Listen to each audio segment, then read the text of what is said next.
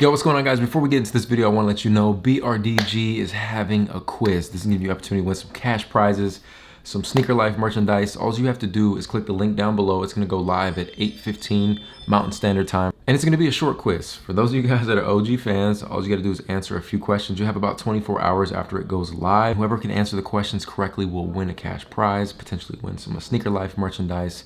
And I mean, it's a free giveaway, so make sure you check it out. But let's get into this review. Yo, what's up, Sneak Geeks? Welcome back to another video. It's your boy Sneaker Life for the one time, man.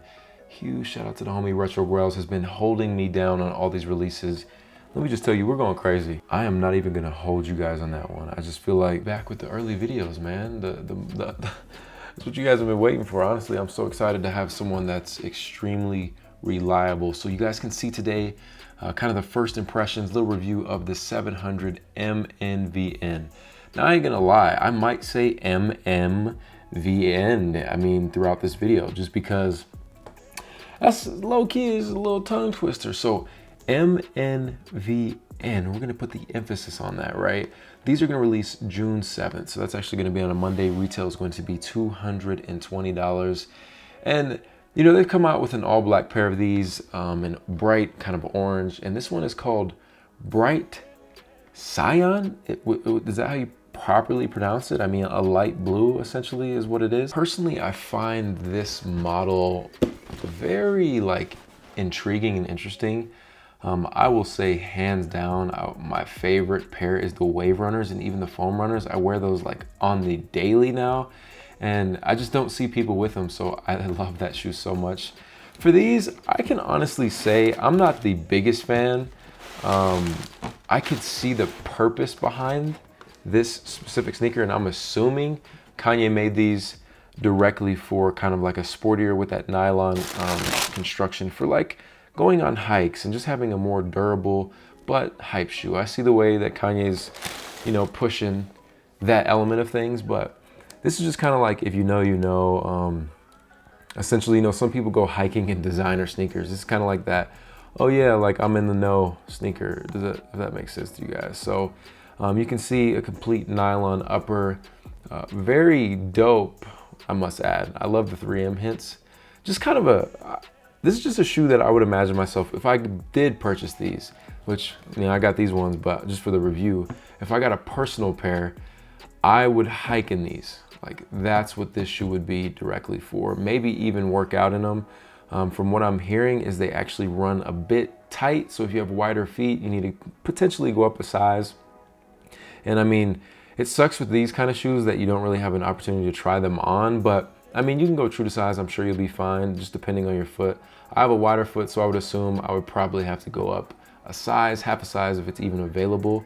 But, you know, overall, interesting shoe. You know, I'll leave it at that. I won't say this is my favorite by any means. The homie Retro Grells, you guys can follow him on Instagram. It's Retro707 Grells, but you can see verified authentic. But other than that, you know, just very intriguing shoe. It would be really dope to sit down with Kanye and just talk about his models and, you know, where he draws his inspiration from. For example, this doesn't actually have laces that you can tie. You actually just pull this to tighten it. And to me, that's why I think it's definitely more of that sportier model of just, you know, maybe you live in LA and you go to Observatory or wherever the trails are, and this is the shoe you wear.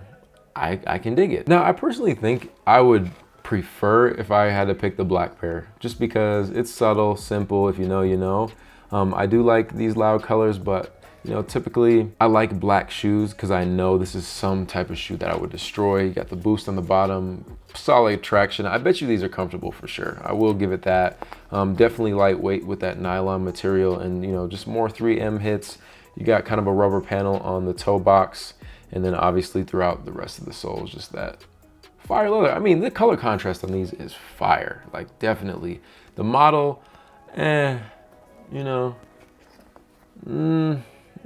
I definitely personally prefer other models, but you know, I'm not gonna knock it. I think one thing that I'm willing to do, and it's not even in a hype beast aspect, it's just be a lot more open-minded with the sneakers that I purchase.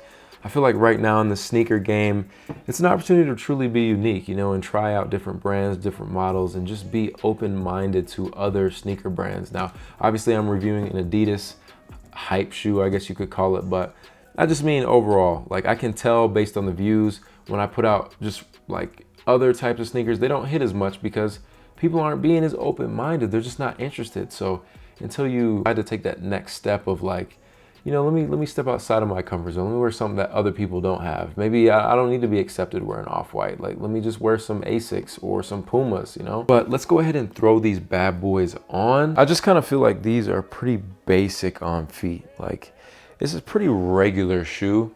So, I mean, I'm sure these will potentially be limited like the other colorways. And I mean, those are going for like $400, $500, $600.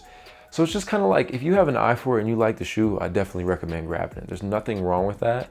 It's just for me personally, it doesn't hit for me. Like, it truly doesn't. Now, again, I'm not saying it's a bad look. I mean, I'm wearing just, you know, some black cargo pants and they look phenomenal. That blue really pops, you know. You can definitely have some solid fits with this, or like I said, you want more of that like sporty fashion look.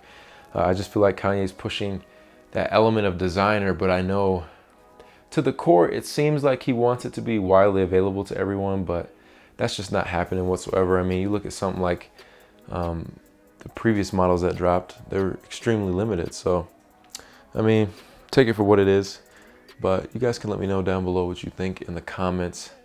Are these a cop or a drop? They definitely don't look bad.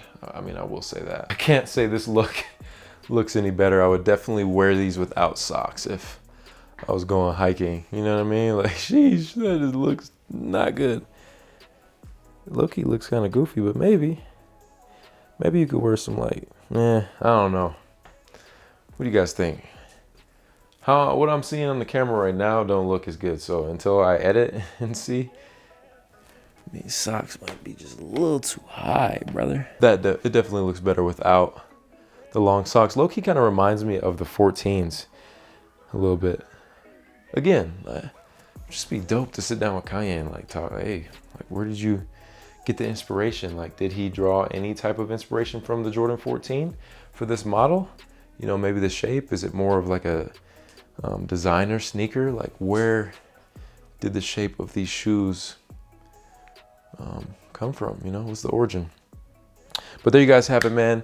Let me know if these are cop or a drop. This is your boy Sneaker Life. I'll catch you in the next one. Run it.